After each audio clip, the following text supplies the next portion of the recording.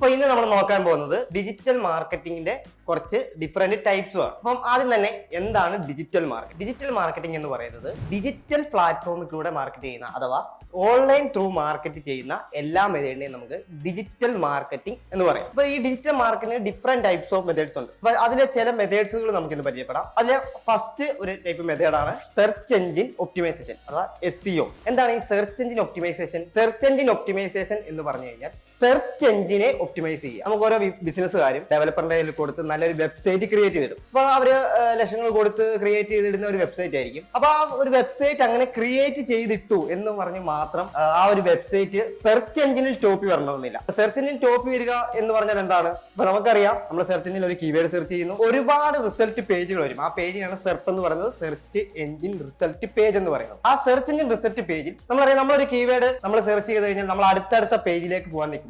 ആ ഫസ്റ്റ് പേജിൽ വരുന്ന റിസൾട്ടുകൾ മാത്രമായിരിക്കും നമ്മൾ നോക്കുന്നത്. അത് തന്നെ ഈ ഗൂഗിൾ ക്വാളിറ്റി ആയിട്ടുള്ള ഡേറ്റ ആയിരിക്കും ഫസ്റ്റ് പേജിൽ തന്നെ കൊടുക്കുന്നത്. അപ്പൊ നമ്മുടെ വെബ്സൈറ്റ് ഫസ്റ്റ് പേജിൽ കൊണ്ടുവരിക എന്ന പ്രോസസ്സാണ് സെർച്ച് എഞ്ചിൻ ഒപ്റ്റിമൈസേഷൻ എന്ന് പറയുന്നത്. മറ്റൊരു ഡിഫറെന്റ് ടൈപ്പാണ് സോഷ്യൽ മീഡിയ മാർക്കറ്റിംഗ് എന്ന് പറയുന്നത്. അപ്പോൾ എന്താണ് social media marketing? Social media marketing എന്ന് പറയുന്നത് സോഷ്യൽ മീഡിയ പ്ലാറ്റ്ഫോമിലൂടെ, ഫേസ്ബുക്ക്, ഇൻസ്റ്റാഗ്രാം പോലുള്ള പ്ലാറ്റ്ഫോമിലൂടെ നമ്മുടെ ബിസിനസ്സിനെ അല്ലെങ്കിൽ നമ്മുടെ ബ്രാൻഡിനെ അല്ലെങ്കിൽ നമ്മുടെ പ്രൊഡക്റ്റ് ഓർ സർവീസിനെ പ്രൊമോഷൻ കൊടുക്കുന്ന ഒരു മെത്തേഡാണ് സോഷ്യൽ മീഡിയ മാർക്കറ്റിംഗ് എന്ന് പറയുന്നത്. സോഷ്യൽ മീഡിയ മാർക്കറ്റ് വഴി മാർക്കറ്റ് ചെയ്യുക എന്ന് പറഞ്ഞു കഴിഞ്ഞാൽ നമ്മുടെ ഗോൾ എന്താണോ അതിനനുസരിച്ചാണ് നമ്മൾ മാർക്കറ്റ് ചെയ്യുന്നത്. നമ്മുടെ ഗോൾ എന്ന് പറയുന്നത് വെബ്സൈറ്റിന്റെ വിസിറ്റേഴ്സിനെ കൂട്ടാൻ, അഥവാ നമുക്കൊരു പോസ്റ്റ് ഉണ്ടെങ്കിൽ ആ പോസ്റ്റിന്റെ എൻഗേജ്മെന്റ് കൂട്ടാൻ. പോസ്റ്റിന്റെ എൻഗേജ്മെന്റ് കൂട്ടുന്ന പറഞ്ഞാൽ അതിന് കൂടുതൽ ലൈക്ക്, കമന്റ്, ഷെയർ കാര്യങ്ങൾ, അങ്ങനെ കാര്യങ്ങളൊക്കെ നമുക്ക് കൂട്ടാൻ വേണ്ടി സഹായിക്കും. നമ്മുടെ പിന്നെ ബിസിനസിന്റെ സെയിൽ നടക്കാൻ വേണ്ടി, നമ്മുടെ ബ്രാൻഡിനെ പ്രൊമോട്ട് ചെയ്യാൻ വേണ്ടി, നമ്മുടെ ഒരു പ്രൊഡക്റ്റോ സർവീസിനെ കൂടുതൽ ആൾക്കാരിലേക്ക് എത്താൻ വേണ്ടിയൊക്കെ നമുക്ക് സോഷ്യൽ മീഡിയ വഴി നമുക്ക് പ്രൊമോട്ട് ചെയ്യുന്ന ഒരു മെത്തേഡാണ് സോഷ്യൽ മീഡിയ മാർക്കറ്റിംഗ് എന്ന് പറയുന്നത്. അടുത്തതാണ് ഗൂഗിൾ ആഡ്സ്.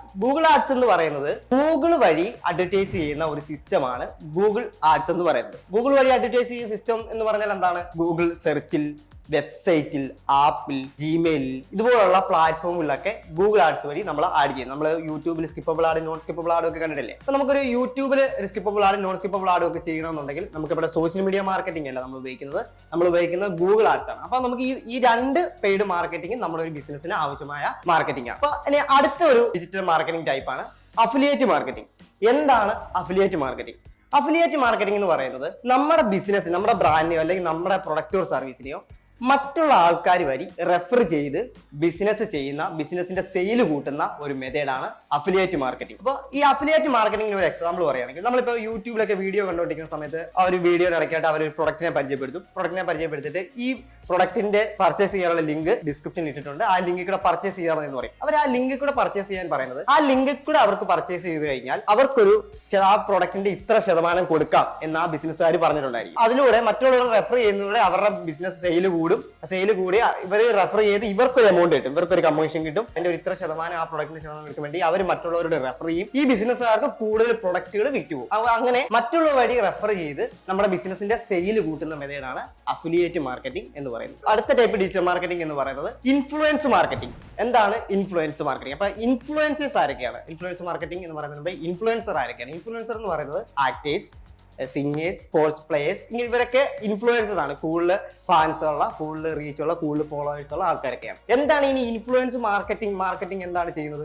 ഇൻഫ്ലുവൻസ് മാർക്കറ്റിംഗിലൂടെ നമ്മൾ ചെയ്യുന്നത്, ഇങ്ങനെയുള്ള ആൾക്കാർ, ഇങ്ങനെയുള്ള ഇൻഫ്ലുവൻസേഴ്സിന് ഒരുപാട് ഫാൻസ്, അവർക്ക് ഒരുപാട് ഫോളോവേഴ്സ് ആണ്. ഈ ഫോളോവേഴ്സിനെ നമ്മുടെ കസ്റ്റമേഴ്സ് ആക്കി മാറ്റുക, നമ്മുടെ പ്രൊഡക്റ്റ് ആവശ്യമുള്ള ആൾക്കാരെ നമ്മുടെ കസ്റ്റമേഴ്സ് ആക്കി മാറ്റുക എന്നുള്ളതാണ് നമ്മൾ ഇൻഫ്ലുവൻസ് മാർക്കറ്റിംഗിലൂടെ ചെയ്യുന്നത്. അപ്പം ഇവരിപ്പം നമ്മളൊരു എക്സാമ്പിൾ പറയുകയാണെങ്കിൽ, നിങ്ങൾക്കറിയാം, കഴിഞ്ഞ യൂറോ കപ്പിൽ ഒരു വാർത്താ സമ്മേളനത്തിൽ റൊണാൾഡോ 2 കൊക്കക്കോളയുടെ ബോട്ടിൽ ഒന്ന് മാറ്റി വെച്ചു. അപ്പൊ ആ റൊണാൾഡോ 2 കൊക്കക്കോളയുടെ ബോട്ടിൽ ഒന്ന് മാറ്റി വെച്ചതേ ഉള്ളൂ. അപ്പം തന്നെ ആ കൊക്കക്കോളയ്ക്ക് ഉണ്ടായ ബിസിനസ്സിനുണ്ടായത് ഏകദേശം ഒരു 400 കോടി രൂപയുടെ നഷ്ടമാണ്. കാരണം അത് അങ്ങനെ ഉണ്ടാകാൻ കാരണം ഇവരൊക്കെ ലോകത്തിനെ സ്വാധീനിക്കുന്ന ആൾക്കാരാണ്. അത്രത്തോളം ഫാൻസ് ഉള്ള, അത്രത്തോളം ഫോളോവേഴ്സ് ഉള്ള ആൾക്കാരാണ്. അതിനൊന്ന് മാർക്കറ്റ് ചെയ്യുമായിരുന്നെങ്കിലുണ്ടല്ലോ ഇവർക്ക് നേരെ തിരിച്ച് നഷ്ടത്തിന് പകരം കൂടുതൽ പ്രോഫിറ്റ് ആയിരുന്നു ഉണ്ടായിരിക്കുന്നത്, കൂടുതൽ ലാഭം ഉണ്ടായിരുന്നു. അങ്ങനെയുള്ള ഇൻഫ്ലുവൻസിന് വഴി അവരെ കോൺടാക്ട് ചെയ്ത് അവരുടെ അക്കൗണ്ട് വഴി നമ്മൾ ബിസിനസ് ചെയ്യുന്ന, നമ്മുടെ പ്രൊഡക്റ്റിന്റെ സെയിൽ കൂട്ടാൻ വേണ്ടി ചെയ്യുന്ന ഒരു മെത്തേഡാണ് ഇൻഫ്ലുവൻസ് മാർക്കറ്റിംഗ് എന്ന് പറയുന്നത്. അടുത്ത ഇനി ഈ ഒരു ടൈപ്സിൽ നമുക്ക് ഡിജിറ്റൽ മാർക്കറ്റിംഗിൽ അവസാനമായി നമ്മളിപ്പം നോക്കുന്ന നമ്മുടെ ബിസിനസ് പ്രധാനമായിട്ട് നമ്മൾ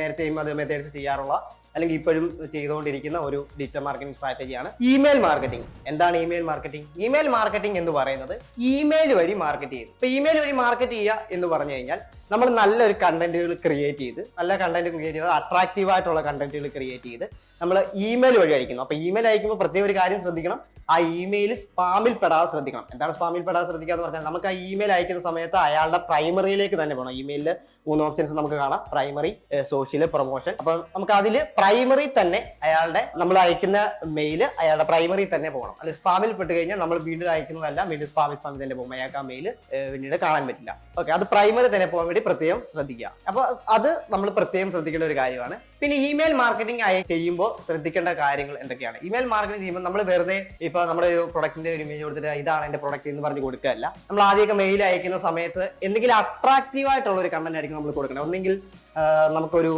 സ്റ്റോറി പോലെ നമ്മുടെ പ്രൊഡക്റ്റിനെ അവർക്ക് ഇഷ്ടപ്പെടുന്ന രീതിയിലായിട്ടുള്ള എന്തെങ്കിലും ഒരു കണ്ടന്റ് അട്രാക്റ്റീവ് ആയ രീതിയിൽ നമുക്ക് അവർക്ക് മെയിൽ അയക്കാം.